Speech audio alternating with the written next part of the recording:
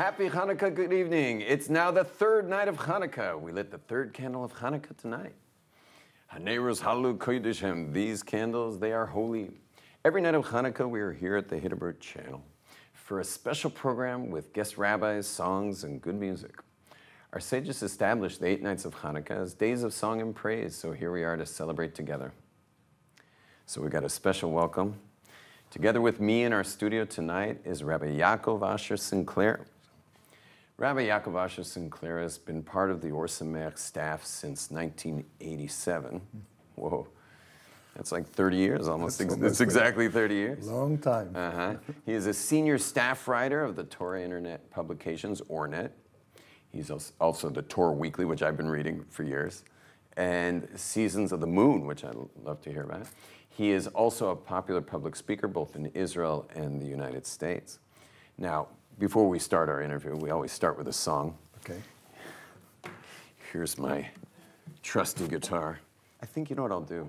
Go on. You know, an amazing experience we have in Psalms that we say during Chanukah. Every day we say Aleph Hallel, as you know, and there's these words, Ana Hashem ki ani avdecha, ani avdecha ben amasecha, that please God, you know, answer my prayers, bitachlu meserai, or take away my bonds, because I'm your servant and the son of your maidservant. So I remember the year I came to Esha Torah in Jerusalem. I was praying with a group of Hasidim on Hoshana Rabbah morning at sunrise. Where, at the Kotel? At the Kotel, yeah. And here I am, I'm at the Western Wall, and there's thousands of people, because it's, you know, that's a big, big prayer, Hoshana Rabbah morning. And I'm with all these Hasidim. And my parents happened to be renting, They came actually to get me out of yeshiva, but they stayed themselves. So they were renting overlooking the Western Wall, way up high on the Jewish quarter. So it's sunrise, and I'm praying. And when we got to the words, because I'm your servant, the son of your maidservant, so I actually started crying, because here were all these holy Hasidic men. It was like Belzers, I don't know what they were, but they're all the son of God's maidservant, except for me, the son of, you know, Miss Los Angeles, you know. And I look back, just kind of tears in my eyes. I look back up to, I don't know, looking at their apartment, you could see it from the Kotel. And there at sunrise is a silhouette of my mother holding an art scroll sitter and going like this. And then I really cried. And I never, she never put it down. She never put that sitter down. Wow. Ana Hashem, Ana Hashem. Got me going already. Ki ani avdecha,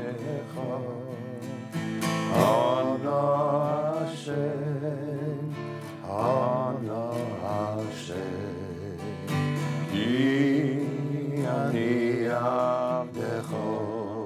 Let's do it again. Ana Hashem, Ana Hashem.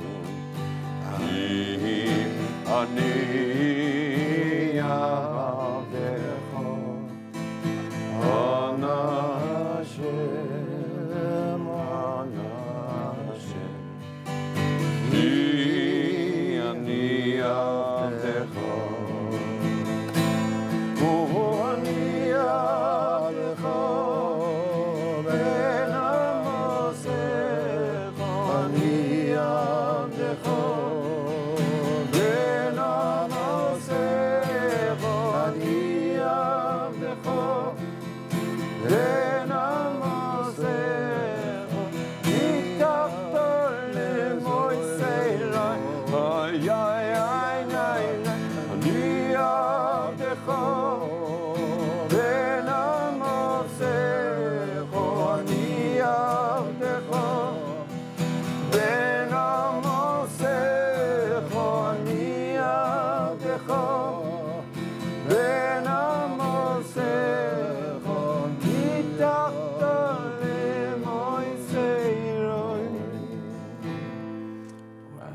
Can we go on? That was good fun. I had no idea you were going to harmonize. I was going to come and sing this morning.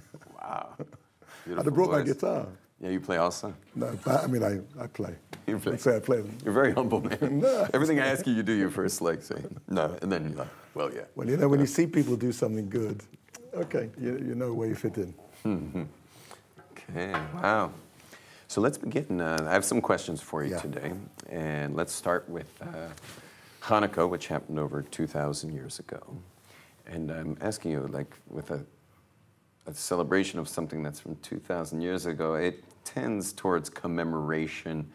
And we all know, like, I imagine a lot of people are watching this in countries where they do commemorate things, but there's usually more alcohol at the commemoration than there's the commemoration, because it's dead, it happened, history, you know, history. So what about this holiday is like not at all just history, but it's like total relevance for us today?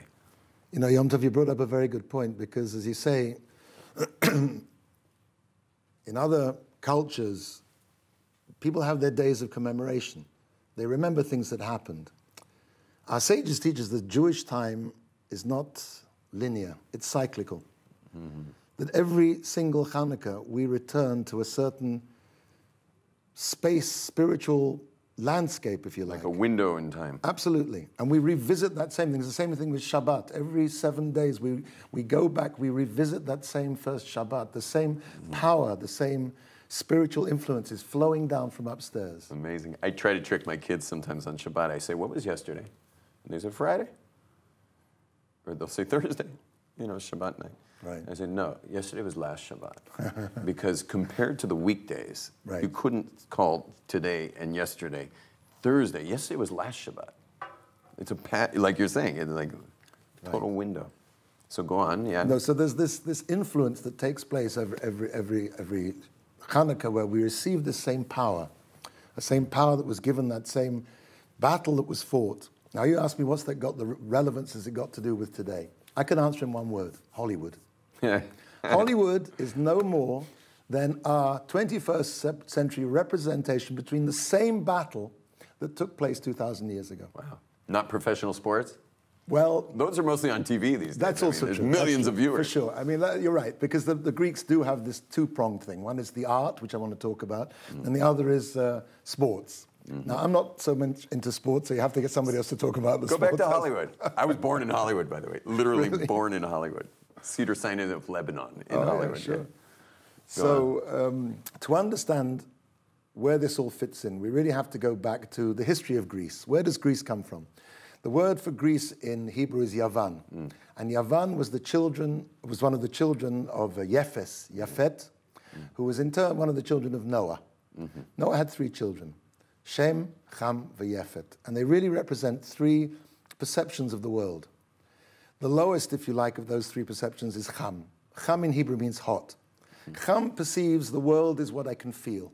If I can feel it, it's there. Sensual, instinctual. Sensual, instinctual. Maybe music has that power. We talk about music being hot. Right. So if I can feel it with my feelings, it's there. The world is defined as, in a way, limited, but by what I can feel.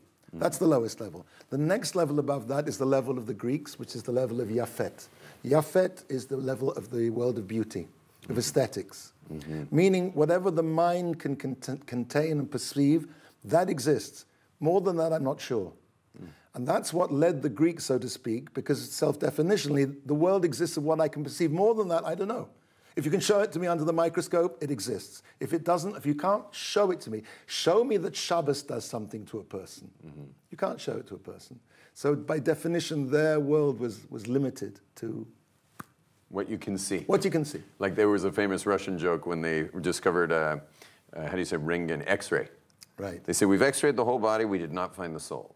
Right. You know, exactly. during those atheistic precisely. periods. And that was why the Greeks and everything they did was built, and they did it fantastically, on what you can see. The world is what I can see. Now, boy, we know a lot more today with quantum physics. And right. So you can't see anything. So this is, it's interesting how physicists are converging basically with what the Torah says. It's not our subject for today. Right. But it is. This is something which is fascinating, that physicists are coming to see that there is a grand unifying principle which we would call, at the end of days, Hashem. Right. Hashem is Echad. That's what they're basically... It's cute they call it the God particle. Is that what they call it? They're looking for the fundamental unit of matter, the fum. And they call it that which they're looking for, the God particle, Right. which is very cute. Right. We got off from aesthetics to physics. Going Yeah. back to aesthetics. So the aesthetics was the Greek view of the world. Beauty. The world is what I can see. And the Jewish people, that's Yafet, which is beauty. The third son of Noah was called Shem. Shem. Yeah. What does Shem mean? Shem means name. Name is the essence. When we talk about names in English, names are something conventional. You know, if I go into a restaurant and I order a steak and they bring me a hammer, it's not going to stay in business too long. But there's nothing really be'etzem, essentially about the name, steak or hammer. Right. It's conventional. Symbolic. It symbolizes that piece of meat you're asking for. In Lashon HaKodesh, in the holy tongue, why is it a holy language? There are many reasons given, is because the holy language intuits essence. The words themselves, the names, Are the essence. Are the essence. And that's why you should know of it. Rahman al-Islam, if somebody has a family member who's very ill, that sometimes they will add another name to that person. And what that does is, ways we can't really understand, is to bring another pipe down from upstairs to plug into that neshama by adding that name. Wow.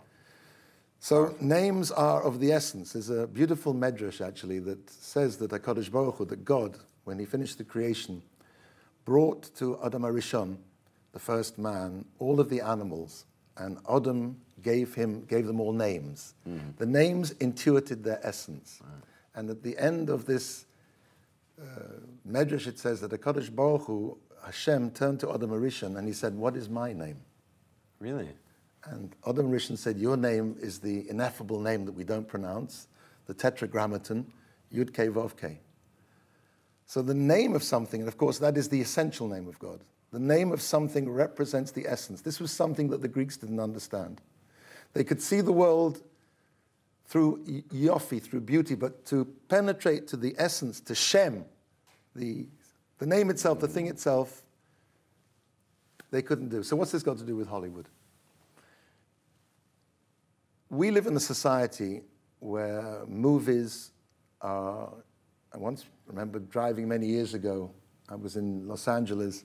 I was driving to Dublin somewhere. I think it was in Century City, can't remember exactly. And I was driving past these, it was about 6:10 in the morning, these huge concrete monoliths, sound stages. And I thought to myself, this is the dream factory. This is where the dreams are made. Hollywood produces dreams, and these dreams are dreamt by the entire world. We think their thoughts. And really, it's not. They create what everyone's dreaming about. No, they create a dream that we live out. Hollywood does. It's interesting because how the parable, the moral and the parable have been reversed in our generation. What we would call in Hebrew the nimshal and the mashal have become reversed. This is really what Hollywood has done. For example, a very interesting example, when the NASA wanted to commission the spaceship Enterprise. Why do they call it Enterprise? Because of Star Trek. Otherwise, the illusion really became the reality. Yeah, you see it. That's what I'm saying. We see this all. This is what's happening in the society we live in. And really, it goes back to something from the idea of the Greeks, as we were speaking about before. There are two ways to get to the truth. The Greeks believed that through the celebration of beauty, and I think it was John Keats in the 19th century, in the period of English history, of English literature, the period of the Romantic poets. The Romantic poets like Shelley and Wordsworth, and they really took on the same ideas of the Greeks. And he wrote, I think it was Shelley wrote an ode on the Grecian urn, famous poem. At the end of this poem, he says, "Beauty is truth, and truth is beauty. That is," I'm paraphrasing now, "all ye know on earth and all you need to know." Now that's a very interesting parallel. Truth is beauty, and beauty is truth. Now the Jew says what is true is beautiful, by definition. In the Hebrew language, the word emet, truth, contains the first, the last, aleph, taf, and the middle letter, mem. Truth to the Jew is something that is consistent. It never wavers. It goes from the beginning to the end. We would argue with the idea that what is beautiful is not necessarily true. Something can be beautiful without necessarily be true. The surface of something, and Like the facade of a room, a building. Well, you're from Hollywood. You've ever driven down a soundstage? Yeah. You have these amazing facades, and behind them is Nothing. nothing. Right. So the whole idea of artifice, the word art is connected with the word artifice, is very much part of the Greek idea of how you get to the truth. As I think it was Coleridge said, he said that there's a thing called the willing suspension of disbelief. What happens when you go into a theater? What happens when you go into a cinema? You know that what's like, you're sitting in a 3 o'clock matinee on Broadway somewhere, and you're watching the hero killing the villain. You know this guy's going to get up, walk out, have a nice cup of tea, and come back tomorrow afternoon and do exactly the same thing all over again. You sit in a film where they spent, vast amounts of money on the special effects. Probably the special effects of this film was larger than the gross national product of Peru last year. Billions to make these illusions. Now, we know they're illusions, but we suspend our disbelief. Why, says the Greek? Because through these illusions, you can get to the truth. By the willing suspension of disbelief, which they called poetic truth, there's something which, through this illusion, through this artifice, through art, we can get to something which is beyond that, which is true. This, to me, as I understand it, is the essential argument, the argument throughout 2,000 years between Athens and Jerusalem.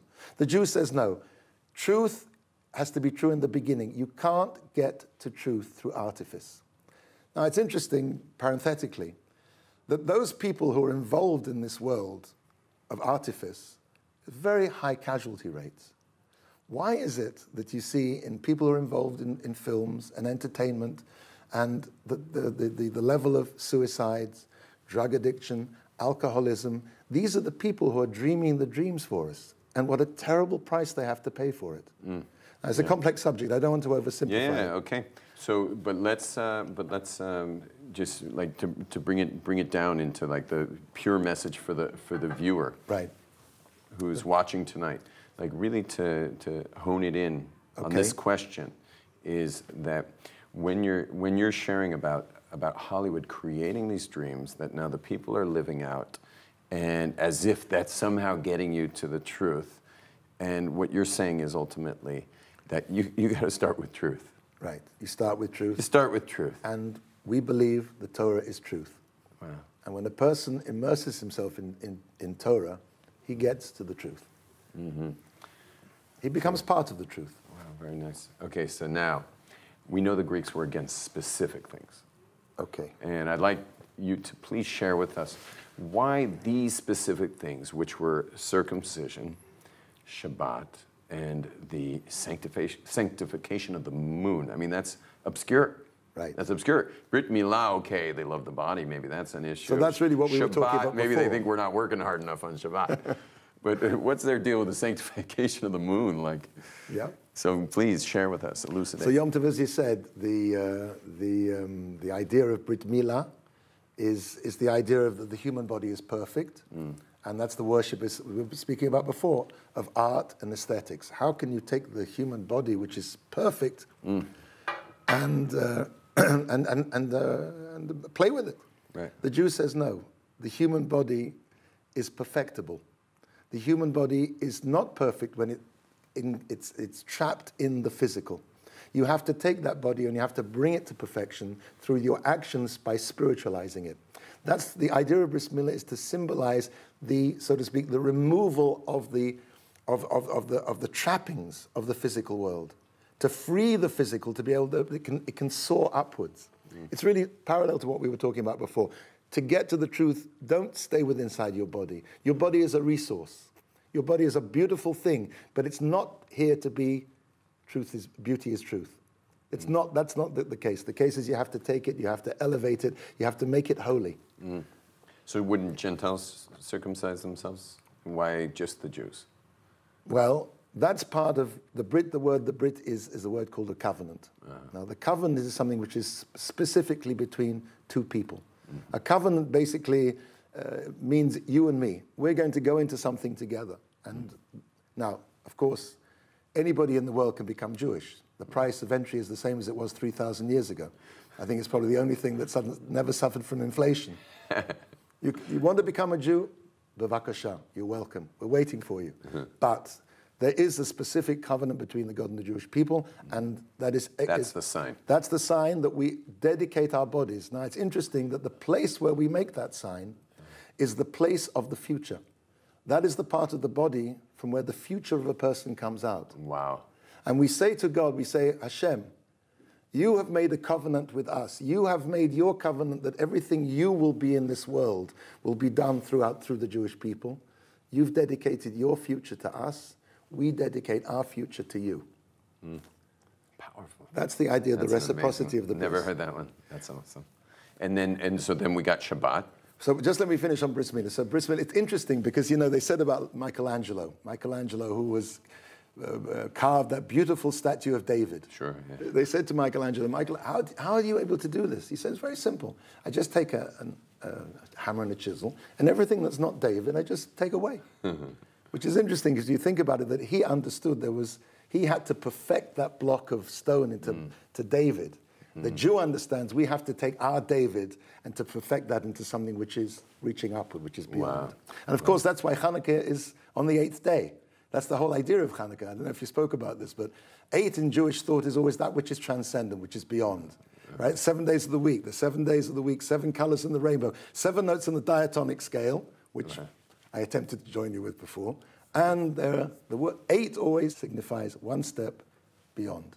That's Chanukah. That's bris milah. Wow. Rabbi Sinclair, guess what? What? We're going to have to leave Shabbat. Okay. And the new moon, sanctification of the new moon, as a mystery at this point. Okay. Now we have a special message from our guest, Charlie Harary in New York. Charlie Harary is a dear friend of mine, and we want to hear what he has to say. What's his main message?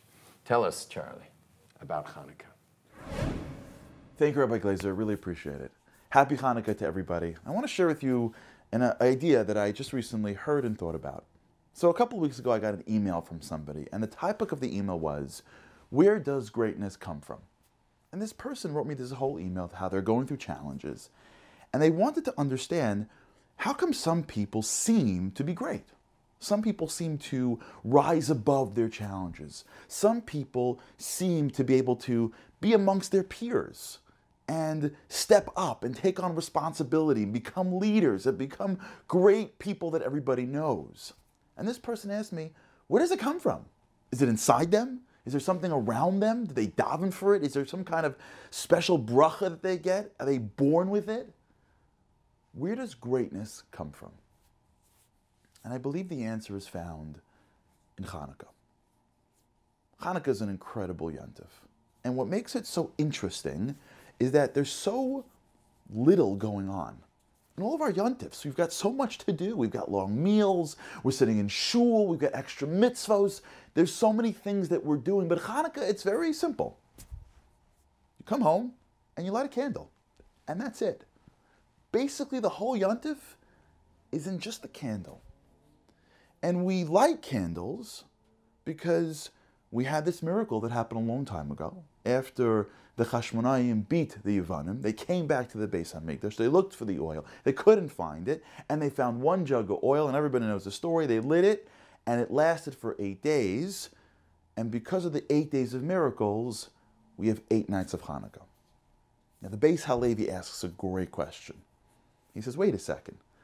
If we're celebrating 8 days of miracles, which is why we have 8 nights of Hanukkah, how many days were actually miracles? They found the jug of oil. That means day 1 was totally natural. The regular jug burned. Okay, day 2 began the miracles, so 7 days would make sense. But why do we have 8 days of Hanukkah if there's only 7 days of miracles? What was the miracle of the first day? And he gives, and everybody gives tons of answers, but there was one answer that really blew me, and I think that was the answer that had within it the secret to where greatness comes from. So I'll tell you a story. So a couple of weeks ago, I ran in the New York City Marathon. I ran for a friend of mine's daughter. She was going through some sickness, and I ran and I raised money for her. And in part of the raising money, you run a marathon. And I ran this marathon, and it was very, very, very challenging because you have to run 26 miles. And usually you don't run 26 miles. You drive 26 miles. And I remember sitting down and I trained and I trained and I trained and I ate well. And as I got to right before the race, I asked a friend of mine who had ran marathons, I need some advice. What do I got to do? So he says to me, listen, here's how it works. When you first start running, you're going to feel great. The endorphins are going to go off in your brain. You're going to feel wonderful. You train, you feel great. And then after a while, it's going to get a little hard. And you're going to feel tired, but it'll be okay. In your head, you'll be fine. And then you're going to hit what's called a wall. For all the runners out there, you know what I'm talking about. It's called a wall. And when you hit that wall, you're going to have nothing left. But you're still going to have miles to run. And remember, nothing you're going to say to yourself is going to get you through the wall. Every part of you is going to shut down. Everything in your brain is going to tell you to stop. And I turned to him and I said, well, how do you get through the wall? There's only one way through the wall. I said, it goes through it. I said, what? He said, through it. You never get around the wall. You never get above the wall. When you hit the wall, it's you and yourself, and all you have is the deepest part of who you are. You have to dig to a place that you didn't even know was there and battle through it. I'm like, nah, I'll be fine. And I get there, and the race starts. And like he said, at the beginning I'm a little nervous, and all of a sudden the endorphins kick in. I'm doing fine. And it's 5 miles and 10 miles, and I'm okay. And then all of a sudden, 13 miles in, I'm getting tired. 15 miles in now, I'm getting really tired. 20 miles in, I'm getting exhausted. And once I hit my 21st mile, I hit the wall. And my brain is coming up with everything. What are you, crazy? What are you running for? You're joking me. You're already an old man. You've got kids. You're not an athlete. You're not young. Stop right now. Take a cab. Don't worry about it. Don't know the difference. Just stop. You're going to hurt yourself. And every excuse in the world. And I had nothing left. I was exhausted. My body couldn't move. My feet were killing me. My brain was going off. And I had nothing left inside me. And I had 5 more miles. And I remember what he said. That there's no up. There's no down. You got to dig into a place that you didn't know was there. And you got to pull something out. And I remember running and telling myself, listen, brain, I'm finishing this. You can come with me or not. And I had no choice but to dig into something that I didn't even know was there. You see, what happens in life sometimes is that life is going along and things are fine. And sometimes Hashem throws us a curveball, a challenge. Sometimes we're okay and we see something that has to happen. And we know that if I engage in that, if I take on that leadership, if I take responsibility, if I take on new things to do, if I believe something is right, but I actually do it, the people around me, my life, I'm going to bring challenge upon myself. And we get scared, but we do it anyways. And we volunteer, we take on new things to do, we learn a little bit more. We deal with the challenges that God gives us. And it's going okay. And we're a little tired. But you know what? We push forward and then something happens. We hit a wall. It's too hard. I can't take on those many people. I can't push forward for that. Everyone tells me it's never going to happen. Every time I try to engage in this, I try to learn this, I try to get closer to Hashem, everyone tells me I'm crazy. The thing that God sent me, the thing that God sent the family, was too hard for us. That child is too hard to raise. That issue is too hard to overcome. At some point, all of us go through some wall. And you can't go up and you can't go down and you can't get through it. See, this is where most people give up. This is where most people turn around. This is where most people say, maybe I'm not good enough. Maybe I'm not great enough. But then there are a few people that when they're up against the wall, there are a few people that when the challenge gets too hard, there are a few people that when the responsibility for the community gets too great, there are a few people that when connecting to Hashem or to their family or to their children gets to be too hard, there are those few people that say, I'm never, ever giving up. I'm never giving up. I'm just going to have to dig to a deeper place that I was never in. I just hit a wall, and I'm going to have to find something that's inside me that I never had to go to before.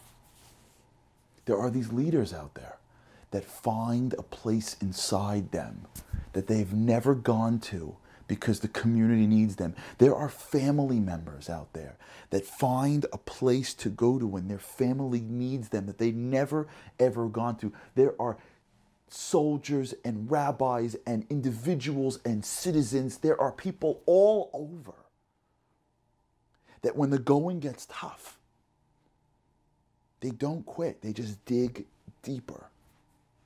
And when they dig deeper, deeper and deeper and deeper, they find something that is so big and so powerful that gives them the strength and the courage and the knowledge and the bracha and the Yeshua to overcome that challenge. You see, that's where greatness is. Greatness isn't there. Greatness is here. You know what it means to be born B'Tselem Elokim? You know what it means to be born with a nefesh? You know what it means to be born with a piece of a Kadosh Baruch Hu inside us, mamish?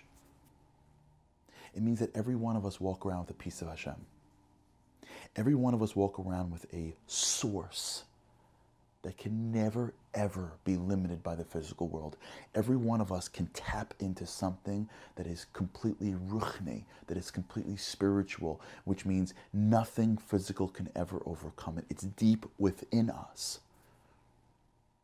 And God isn't handing it to us. God's not putting it on a table, because then what would it be worth? God buries it inside and requires us to find it. And when he throws a challenge at us, or when he throws an opportunity at us, what he is doing is he is giving us a chance to push our physical body, our physical mind, further and further until it touches a deeper place, a deeper source of our soul. Because when you access that depth, you reveal who you really are. And then you find that the greatness is within. That's what it means to be a Jew. That you remember that your greatness comes within. You never have to become great. You have to reveal the greatness. You know, sometimes we forget that the people involved in the story of Chanukah were actually people. You know, they just become just figures in our mind. They're just conceptual. Picture for a second what it must have been like to be part of the Hashmonaim. They went up against the Greek army. The Greek army was the greatest army in antiquity. The Greeks had just taken over the whole world. They weren't a separate force. This wasn't, commandos. These were Kohanim that were living in caves that fought with total miracles. And the Midrashim tell us just how crazy, how amazing these miracles were. And they fought the Yevanim for 3 years. This doesn't happen overnight. This didn't happen over the weekend. 3 years of battling till they finally get to the Beis HaMikdash and picture. Remember, there's a famous question, Tumah Hotra B'Tzibor. They didn't even have to find kosher oil. They were going beyond themselves. They came to the Beis HaMikdash. They could have taken the weekend off. They came to the Beis HaMikdash. They could have taken a couple of days. Say, listen, let's get our heads together. Listen, we're exhausted. We got the Beis HaMikdash. It's okay. We'll figure it out. We'll rebuild the menorah. It all happened b'nachas. But they say, no, we want to go above for Hashem. We're not going to rely on the fact that everything is tamei, so we can rely on tamei oil. We're going to go further, and we're going to find the oil that's the best oil. We're going to find the oil that's tahor. And they're looking. You know what happens when they look? They don't find it. So they keep on looking. They don't find it. They keep on looking. They don't find it. You know what a reasonable person would do? They would say, okay, we tried. We're trying for you, Hashem. It's for you. Can you help me a little bit? Oh, you're not helping me. It must mean that you don't really care or it's okay. And they keep on looking, and they still can't find it. And they hit a wall. And that wall says, give up. You've done so much. You took back the Beis HaMikdash. There's so many, in a couple of days they'll get new oil. You see, but that mentality isn't what it means to be a Chashmonai. When you scream, Mi kamocha be'elim Hashem, when you have the guts to take on the Greek army, to never give in, to never give up your Yiddishkeit, that mentality, they don't give up. You know what they do? They keep on digging. They keep on digging. And they keep on digging, and at some point the Kadosh Baruch Hu looks down and says, you don't defer to nature? You don't defer to the environment around you? I don't defer to nature either then. If you're going to go past yourself, I'll go past myself. And Beis Halevi says, you know what the miracle of the first night was? We celebrate the first night, the fact that these Jews never gave up.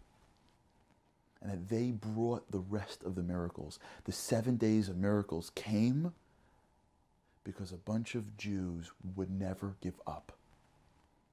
And when you do not allow nature to get in your way, neither does God. And when you think you have nothing left inside you, and when you think this is as far as you can go, and you say, but I need to continue and give and go deeper, and the Kadosh Baruch Hu looks down and goes, finally, there's someone that realizes that this whole thing is just me. There's no nature. There's no what you can and can't do. I built you. How do you know what you can and can't do? If I gave you a challenge, that means you can do it. You think I don't know who you are? You think I threw a challenge your way that you can't overcome? Oh, you respect your nature? Okay, fine, let's play by nature. Or you don't respect your nature. You break through the wall. You keep on pushing. Well, if you're going to keep on pushing and be unnatural, Kadosh Baruch Hu says, I can be unnatural too. And that's the essence of greatness. And that's the essence of miracles. You know, it's amazing if you think about it. Where does oil come from? It comes from olives. Olives are one of the few fruits that as the fruit, when you crush them, they become more valuable. Interesting that olives are bitter fruits. And when you crush the bitter fruits, when you get inside them, what you have is maybe the most spiritual element on earth, right? Because oil brings fire. And there's nothing really more spiritual than fire, right? Fire is anti-gravity. Shabbos candles is fire. When you have a yard site, fire. When Hashem reveals himself for the first time to Moshe Rabbeinu, he does it in fire. Because fire is the representation of Ruchnius. It's amazing how through the bitterness, by crushing the bitterness, by getting within the bitterness, do you have a substance that can bring Ruchnius. Because that's who we are. All of us have greatness within. And when we are sitting in our own personal Beis Hamikdashes, and we want to find that little bit, that little drop of tahor, we want to go a little bit deeper, and everything that's reasonable says stop. It's in that moment where we say we'll never stop that we find the capacity to be great, and we find the worthiness of being truly miraculous. Happy Chanukah. Thank you, Charlie Harary. You're amazing. And Rabbi Sinclair, whoa, I really appreciate your enlightening words to us on Hanukkah and this inspirational message, or messages. And I'm sure the two of us could just keep going, really. Probably. So thank you very, very much. Happy Hanukkah, everybody. And don't forget, we are going to be here on Motzei Shabbat. We'll be doing our next amazing interviews. Happy Hanukkah to everyone, and we'll see you Motzei Shabbos.